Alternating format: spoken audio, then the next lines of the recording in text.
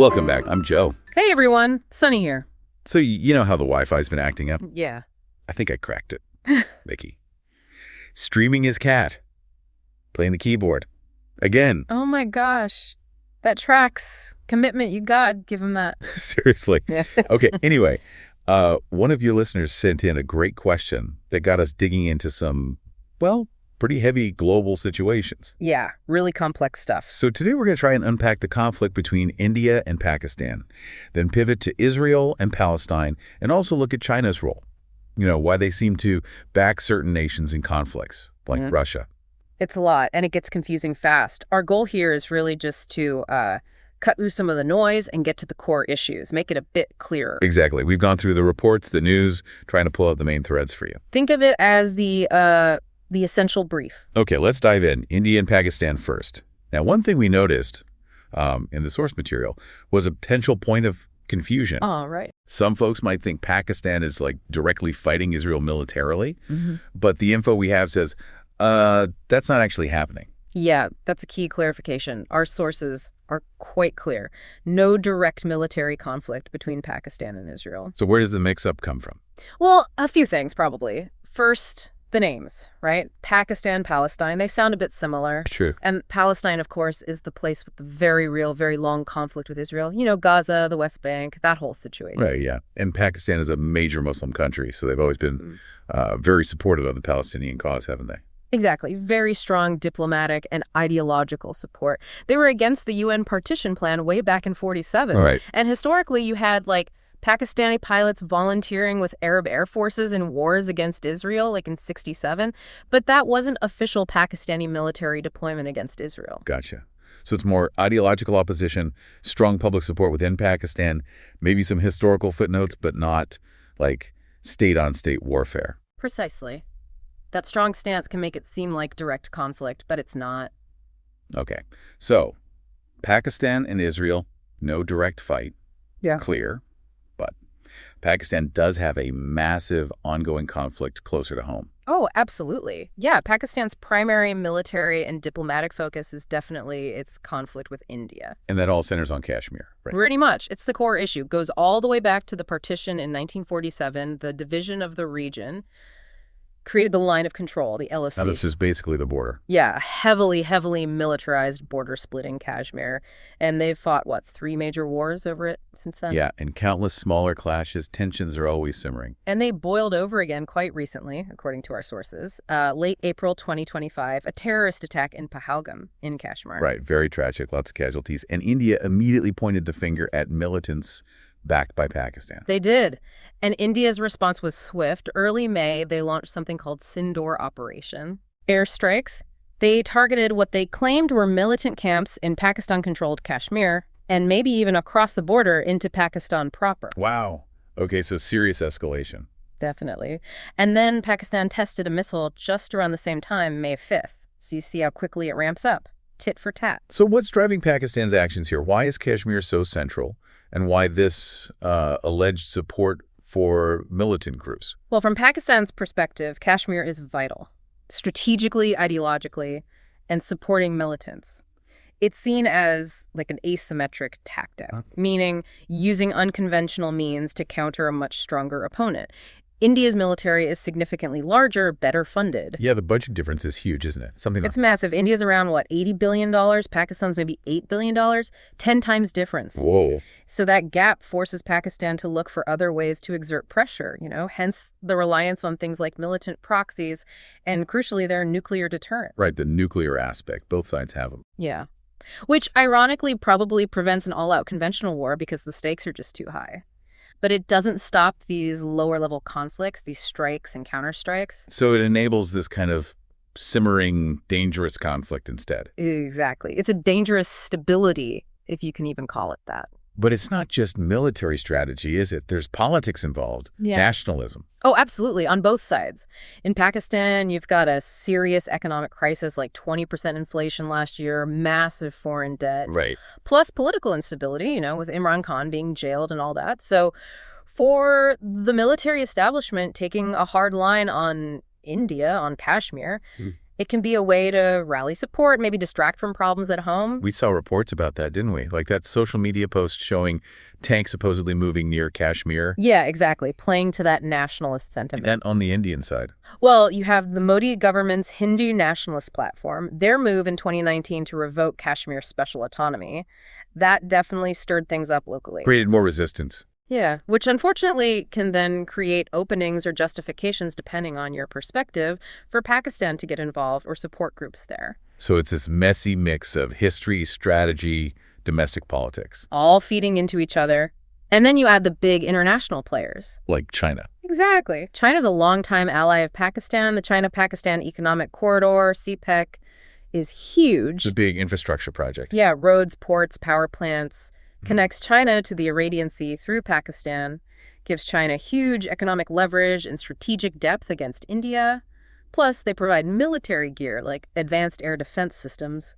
So China's support definitely bolsters Pakistan. No question. It helps balance against India. And what about the U.S.? Their role seems to have shifted.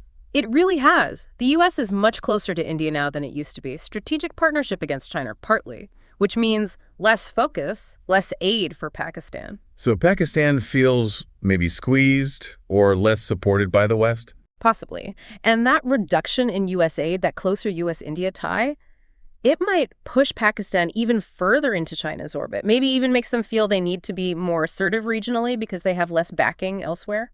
Okay, now connect this to the recent Trump tariff stuff. May 2025.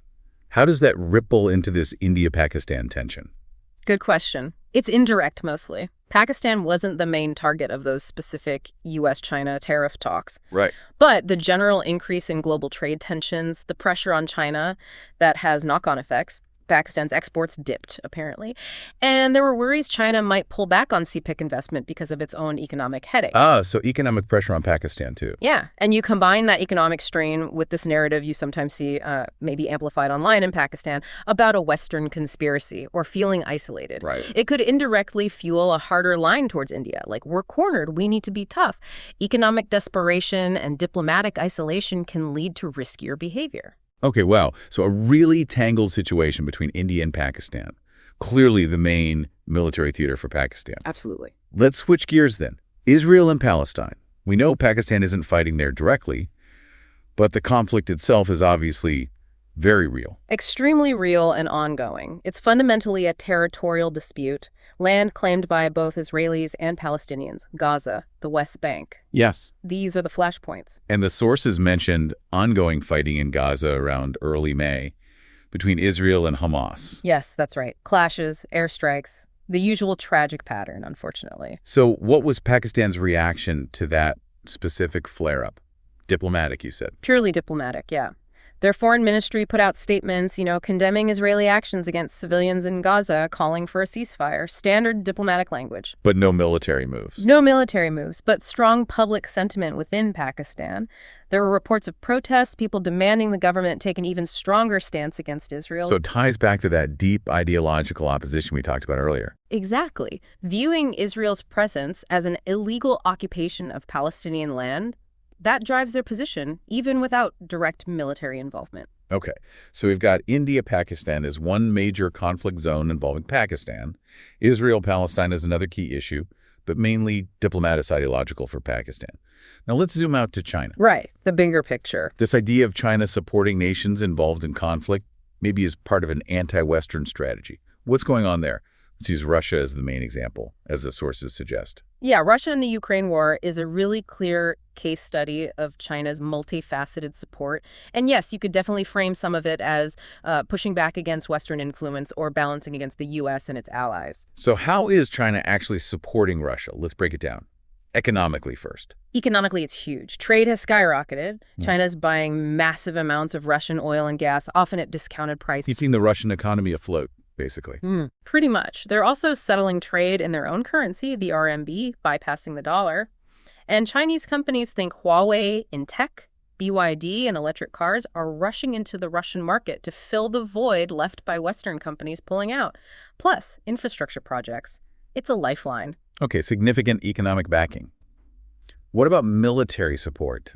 That seems trickier. It is trickier. China's been careful. No big shipments of tanks or missiles that would trigger massive sanctions. Right. But they are providing crucial dual-use technologies. Stuff that has civilian uses, but is vital for modern warfare. Like what? Advanced computer chips for drones, navigation equipment, machine tools, that kind of thing. Things Russia needs for its war effort, but struggles to produce or buy elsewhere now. So not guns, but the stuff that makes the guns work or directs them. Sort of, yeah. And there's intelligence sharing, likely within the SEO framework, that's the Shanghai Cooperation Organization, and joint military exercises, which send a signal. It's all designed to be supportive, but plausible deniability. Got it. Indirect but important. And diplomatically.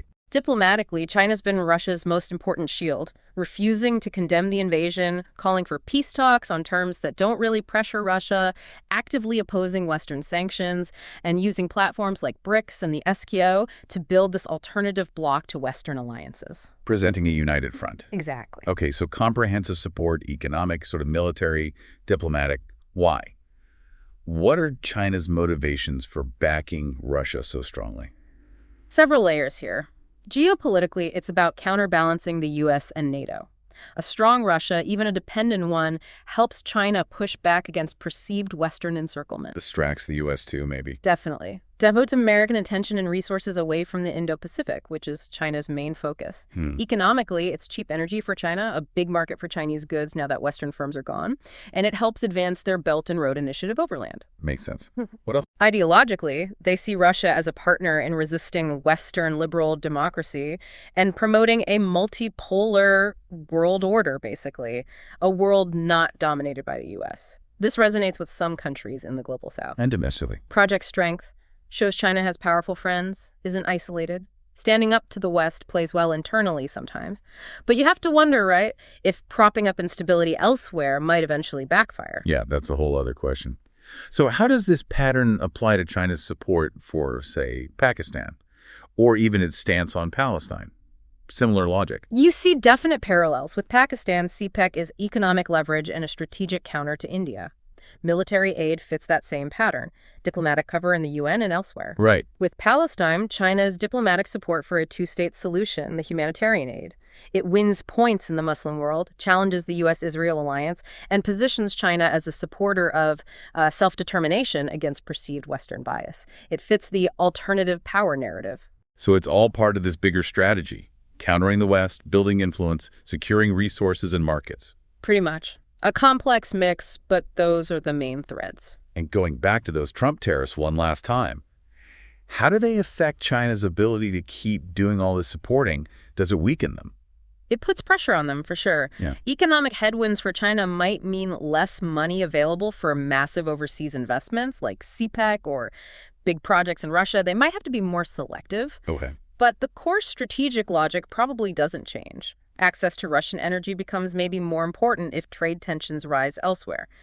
And diplomatically, the pressure might even make China double down on its anti-Western rhetoric and partnerships like the one with Russia, just to show they won't be pushed around. So tariffs could slow down some investment, but might actually harden the strategic and diplomatic alignment. Could do. It's a complex reaction. Okay, so let's try and wrap this up. We started by making it clear. Pakistan's main fight is India over Kashmir, not Israel directly. Right. Though Pakistan strongly opposes Israel ideologically.